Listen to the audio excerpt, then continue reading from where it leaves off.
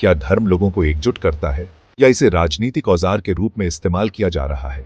स्वागत है समीली और मिलाप में। आज हम भारतीय राजनीति के सबसे जटिल और विवादास्पद विषय पर चर्चा करेंगे, धर्म और शासन में इसकी भूमिका। आइए धार्मिक राजनीति के ऐतिहासिक, राजनीतिक और सामाजिक प्रभावों का विश्लेषण करें।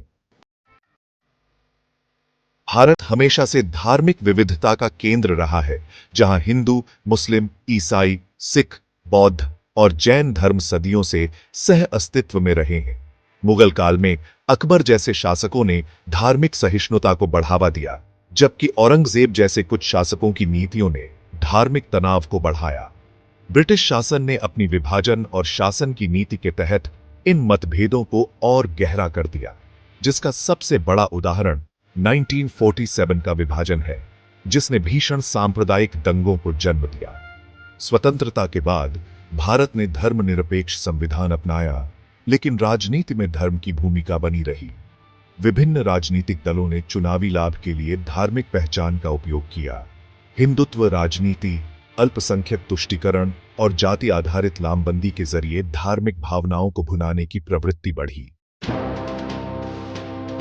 कुछ लोगों का मानना है कि धार्मिक राजनीति हमेशा विभाजनकारी नहीं होती। महात्मा गांधी ने धर्म का उपयोग अहिंसा और एकता के नैतिक आधार के रूप में किया।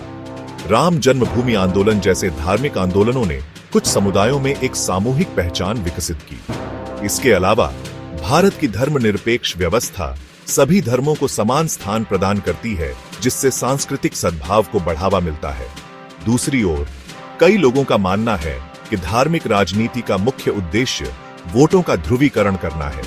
सांप्रदायिक दंगे, भीड़ हिंसा और नफरत फैलाने वाले भाषण अक्सर चुनावों से पहले समुदायों को विभाजित करने के लिए इस्तेमाल किए जाते हैं। पहचान की राजनीति के उदय ने घेटोकरण, लोकतांत्रिक संस्थानों की कमजोरी और कुछ समुदायों के हाशिए पर जाने जैसी समस्याएं खड़ी कर दी हैं।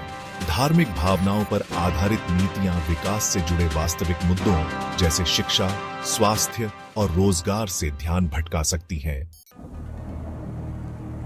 मीडिया विशेष